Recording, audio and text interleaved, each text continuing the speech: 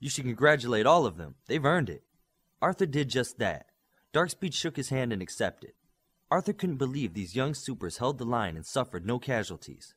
The villains were locked up with the one Olympian had brought in earlier. Darkspeed was pleased to see the fighting had stopped. He told all the alphas to get some food and rest. For Darkspeed, there would be no rest. He needed to watch the video of the fight. "Don't even think you're watching that without me," she said from behind him. "I was just looking for a quiet room to look at these," Darkspeed said as he held up the drives from the digital cameras that captured the battle. Omni arrived back in the upper hangar of the London HQ. Dr. DeClute was waiting for him as he landed. Immediately, she ran up and hugged her old friend. "I thought we had lost you," Dr. DeClute said. "Never. I'm just glad I got back before too much damage could be done," Omni said. "You haven't heard?" "Heard what?" "We were hit pretty hard while you were gone. We've had many casualties." "How many?" "A third of the alphas, almost half of the betas, heavy civilian losses, 5 from the academy, half the Tokyo team, the LA team." Dr. DeClute stopped as Omni interrupted her. "The LA team? The whole team?" Omni was white with horror as he heard that. "I know, I'm sorry." Dr. DeClute knew how Omni felt about the alphas he trained. They were like his own children. The LA team had just finished 9 years of training earlier in the year before he started his new team. Their memory was fresh in his heart. They were just starting out, Omni said. Vector also hit the Farakas family and took out some of the youngest children. Shogun's wife and Kodiak were also lost. "Omni?" Mr. McFarlane asked to get his attention. "Yes," Omni said. "Now that you're back, you need to make a statement to the press." "You make it. I have work to do." "I'm afraid I won't do. The people need to see Omni. They need to hear him say everything will be all right." "He's right," Dr. DeClute said. "Let's go then." Omni followed Mr. McFarlane out of the room. Dr. DeClute rushed down to find the young alphas. In the room that became the Academy's makeshift headquarters, most of the alphas were talking about the fight they just had. "Everyone to the cafeteria. Omni's going to address the world," Dr. DeClute said. "Where's Darkspeed?" she asked Bioforce. "I think Darkspeed and she went to go look at some video they took of the battle," Bioforce said. "They have video? Does Arthur know about that?" "Yeah, high speed to get a look at how Vector fights. And no, they didn't tell anyone." "Calm them and tell them to get to the break room." She and Darkspeed quickly met up with their team in the break room. In the crowded room, the audio from the news channel was turned up as loud as it would go. "Where's Virtuoso?" Darkspeed asked. "I don't know. She's not answering her comm," Olympian said. Darkspeed blinked away at high speed. With the speed turned all the way up, everyone around him was still by comparison. Normally, he wouldn't make such a big deal out of looking for one missing teammate, but today wasn't normal. Room by room, Darkspeed searched and was not able to find Virtuoso. He started searching all of the connected buildings and utility room. "She has to be here somewhere," Darkspeed thought. Darkspeed froze at what he saw in the emergency medical wing. Virtuoso was seated near the head of IQ's bed. She had both of her hands on the side of his head. Darkspeed moved closer and bent down to look at her frozen expression. Tears contrasted the look of ultimate determination on the face of the Brazilian girl. "I hope it works," Darkspeed thought to himself as he blinked back to the break room. "Where did you go?" she asked. "Just checking on Virtuoso. She's busy right now." "Shush! McFarlane just introduced Omni," Dr. DeClute said. A press room that was usually used for informing the public about HU activities was crowded with more reporters than it was ever meant to hold. Omni walked confidently from behind a door in the front of the room to the podium. He wore his armor with no helmet. His face was now in full view of the public. "My name is Omni. For the last 30 years I have assumed the secret identity of my late son Manchester Jack. Under this guise I have been the head coach at Alpha and have been training supers to become Alpha teams.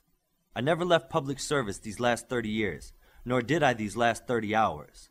Vector used a time-based weapon to sideline me this last day. I am very proud of the way my students, young and old, have sacrificed to keep Vector at bay.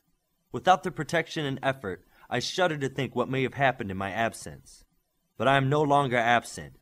I have seen the headlines this last hour I have been back. They say that a second coalition's war is upon us, and they're right. I won't lie to you and tell you Vector will be easy to catch or quick to defeat. But defeat him we will. I assure you that I and the superheroes that stand behind me will make certain that Vector pays for his crimes. That extends to any who help, harbor, or fight for him. Justice for those will be swift and final. Until that time, the Heroes Union is pledged to help restore order as soon as possible. I know much has been done to repair infrastructure damaged in the initial attacks. Supplies and sources of food, water, electricity, and oil have also been ensured. One thing that has not been restored is confidence. Confidence that tomorrow will be as safe as it was a week ago. Confidence that you can go to work and your children can go to school. I can't guarantee you any of these things. I can guarantee you that we at the Heroes Union will do all we can to keep the world as safe as we can until we find a way to end this new war. Thank you, Omni said and headed out of the room. Reporters jumped to their feet and started yelling questions that they wanted answered by Omni. Omni didn't listen to them or even acknowledge their presence. Mr. McFarlane quickly took the podium and agreed to answer the questions as best as he could. Omni walked back to see Dr. DeClue waiting to speak with him. That wasn't the "everything will be alright" speech. Everything will be alright, but there will be a rough patch first. You know that, Omni said. What's next? I need to see Shogun. If anyone asks, I'll be back soon. Omni walked away and back to the upper hangar. Omni landed on the roof of the new Tokyo Hall. He looked around for a hangar door to open. There was none. After he flew to the ground, he entered through the front door like anyone else would. People on the ground froze, pointed at him, and spoke in hushed voices. Inside the hall, the HU reps tried to stand straighter as he walked past. Where's Shogun? Omni asked. In the new command center, a rep answered. Inside the command center, Shogun was quickly giving techs orders, organizing the new hall, getting the new computers up, adjusting to the new comms, and trying to do his late brain's work look like it had Shogun frazzled. Omni knew what was truly bothering Shogun.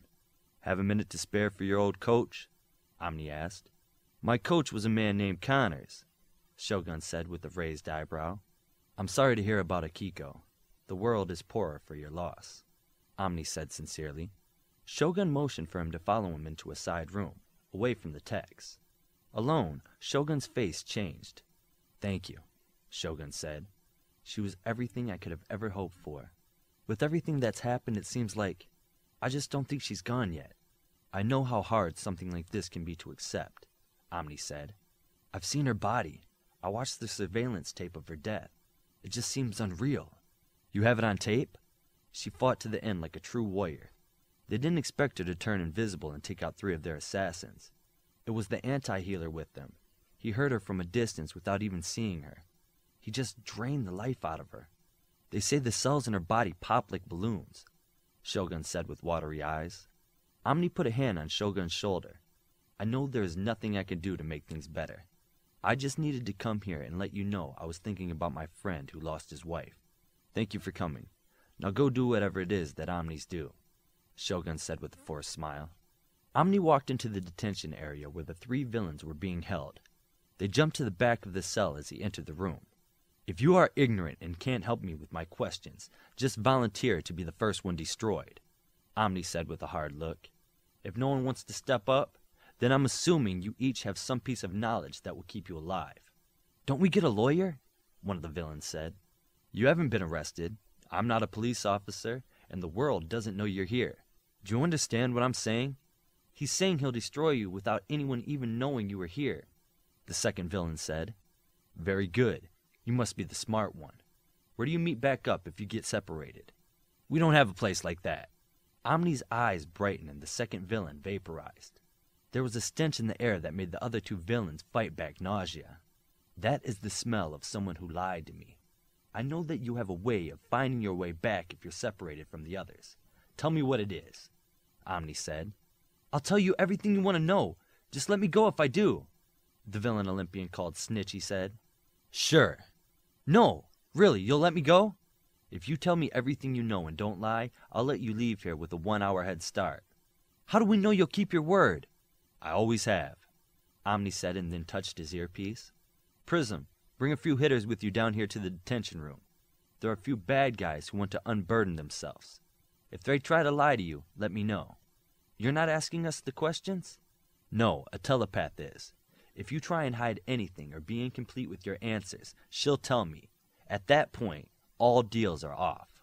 Can she bring us some food or water? I'll let her know. Omni walked out of the room and locked the door behind him. The alphas that were guarding the prisoners nodded to Omni as he left. Omni found his way back up to the command center and Arthur.